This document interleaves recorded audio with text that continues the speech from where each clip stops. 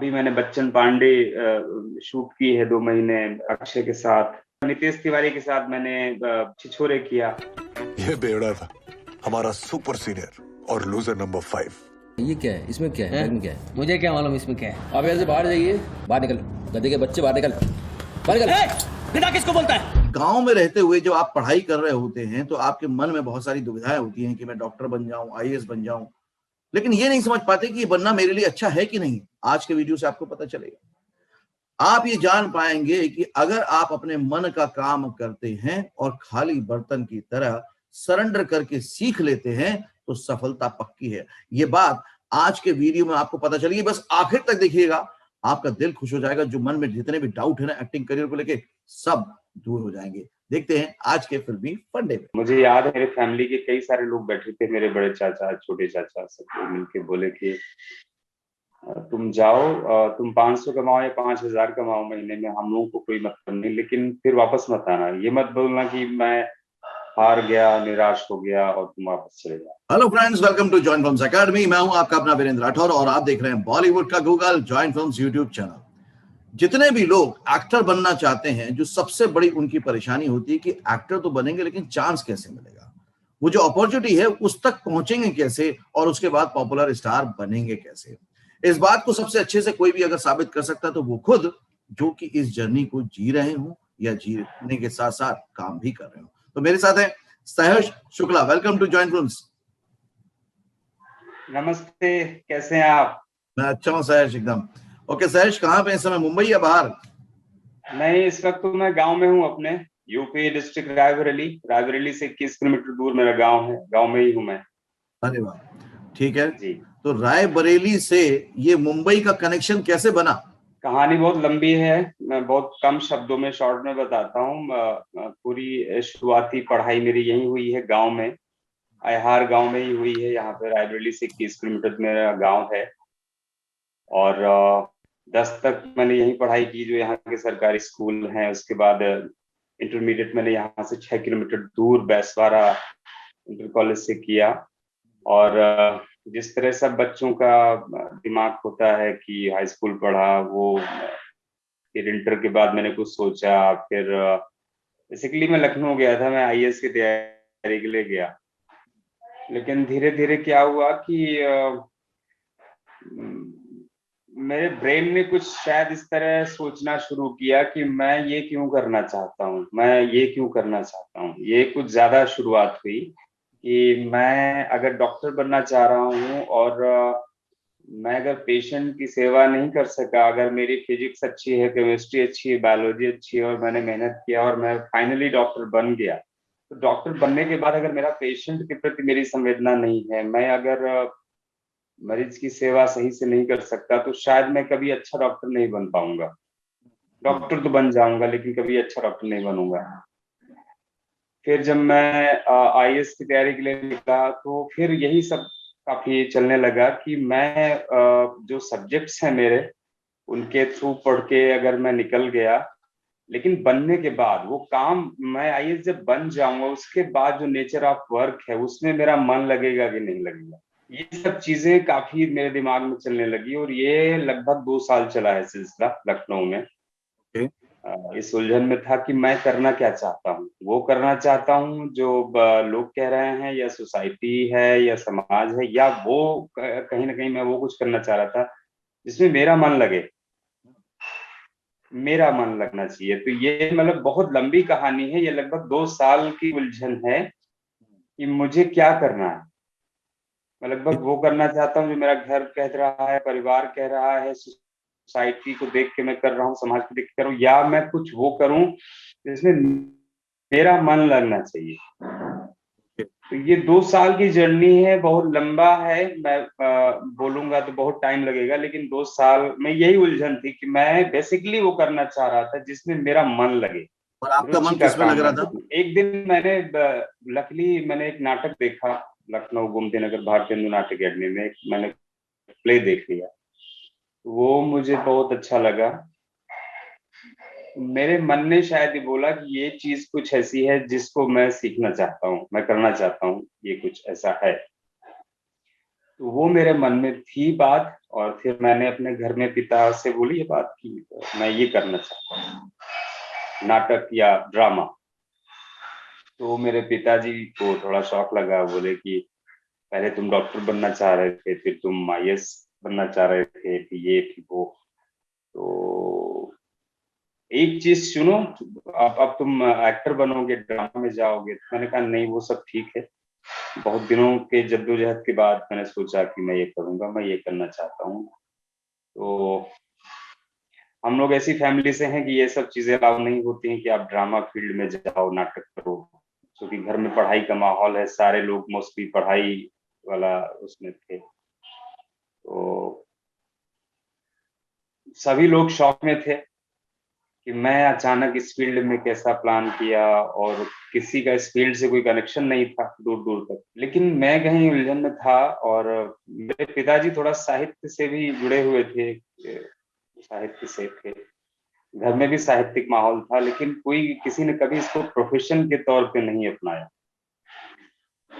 तो घर में मेनली यही हुआ कि हमारा कोई वहां पे है नहीं, और दूसरी बात हम उस फील्ड में कहाँ सपोर्ट कर सकते हैं, खासकर पैसे के मामले में कैसे सपोर्ट कर पाएंगे, वो कहाँ सुन लिया।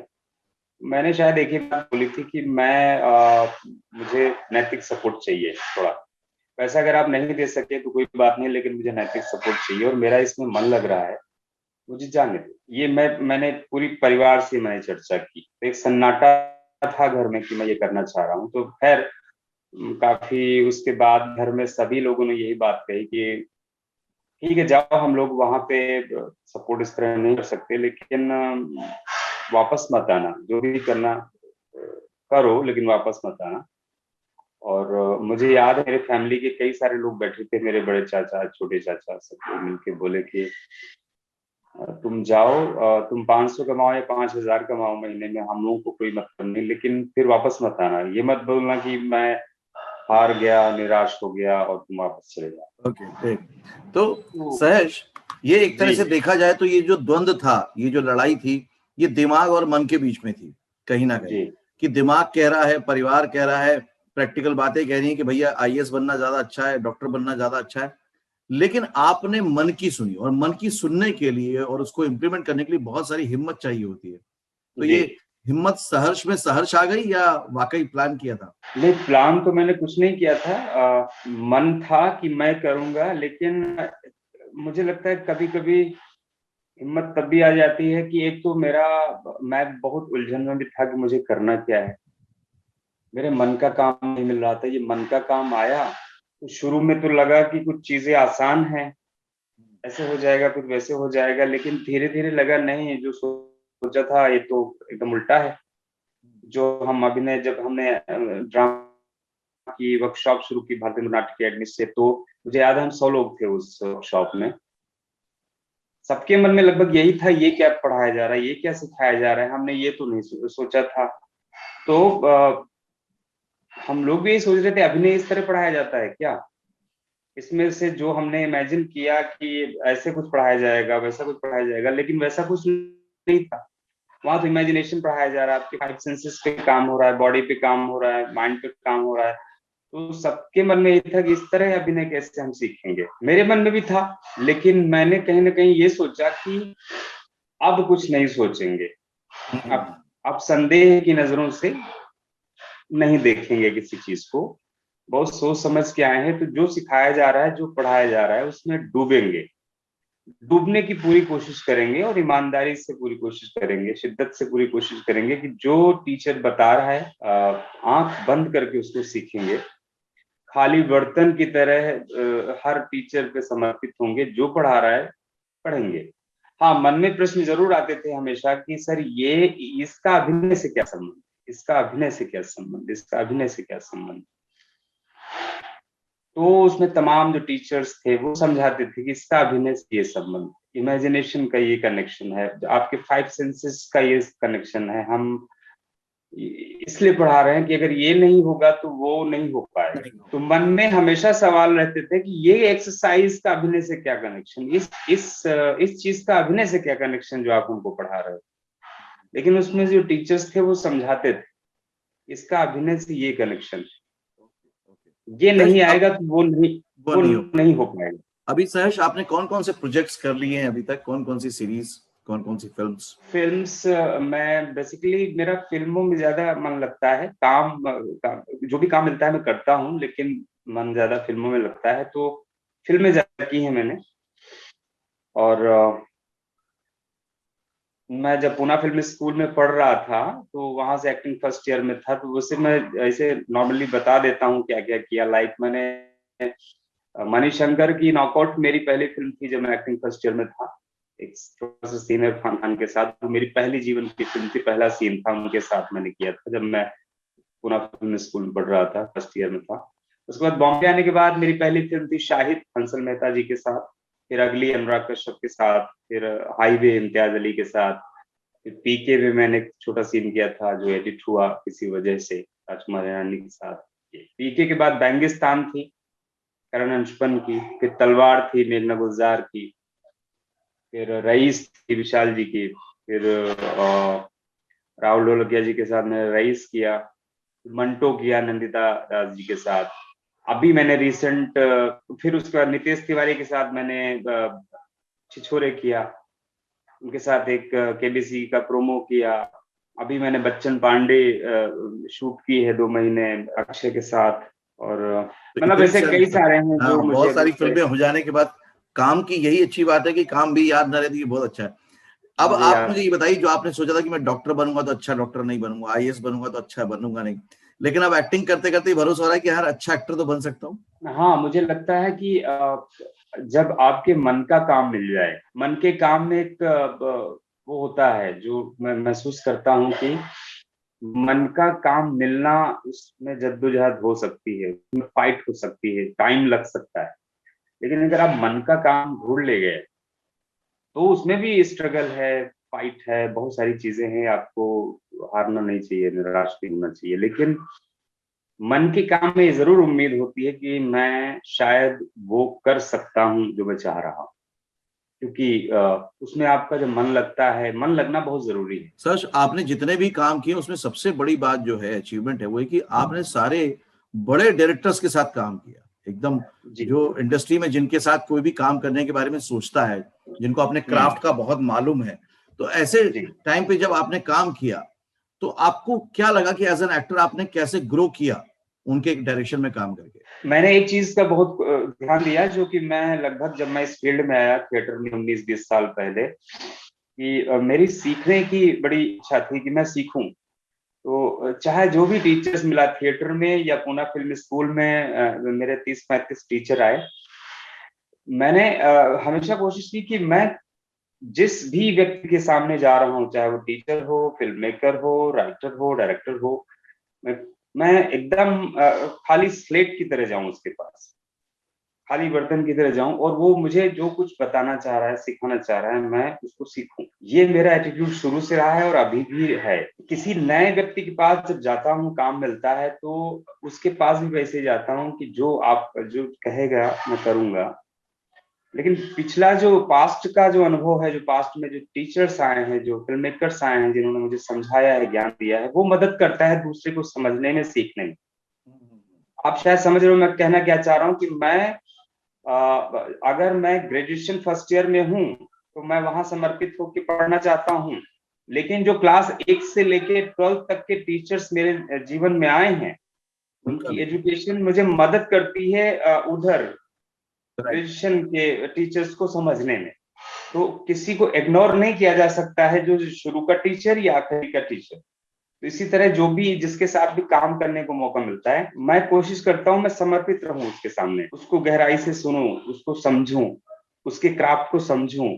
क्योंकि वो एक अलग तरीके का फिल्म मेकर हो सकता है, उसका अंदाज कुछ और तरीके का हो सकता है। तो सबको समझना है, सबके हिसाब से अपने आप को ढालना है वहां पे। तो उस कंडीशन में मुझे लगता है कि मुझे समर्पित होना पड़ता है, हर आदमी के सामने सुनना पड़ता है, समर्पित होना पड़ता है।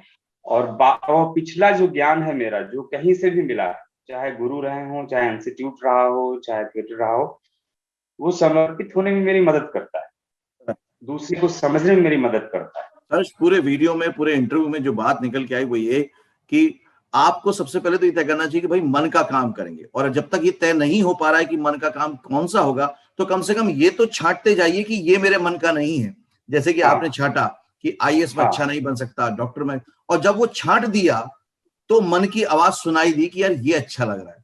अगर आपने छांटा नहीं होता और दिमाग के साथ चल पड़ते तो शायद ये बात नहीं हो पाती। फिर वो मन ने ही आपको एक हिम्मत और शक्ति दी कि आपने घर परिवार के सामने बात कही, और ये बात सुनने के बाद कि हार के नहीं लौटना, फिर भी आप पीछे नहीं हटे और आप आगे बढ़ गए। और जो सबसे अच्छी बात है कि मेरे को लगता है इस वीडियो का टाइटल भी कुछ ऐसी होना चाहिए कि मन की बात मानो और खाली बर्तन की तरह सीखो तो सफलता पक्की है। हाँ, मुझे लगता है बहुत इंपॉर्टेंट है कि अपने रुचि का काम देखो, यानी मन को सुनो, रुचि इंटरेस्ट वाला देखो, और वो मिल जाए तो पीछे मत हटो, ये भी है। उसमें भी आपको संघर्ष मिलेगा, और बिना ऐसे मिलने में आनंद में नहीं, आपको फाइट होगी, बहुत सारी चीजें होंगी, या रास्ता तय करने में दिक्कत होगी, लेकिन उसमें एक आनंद होगा जो मन का काम होगा।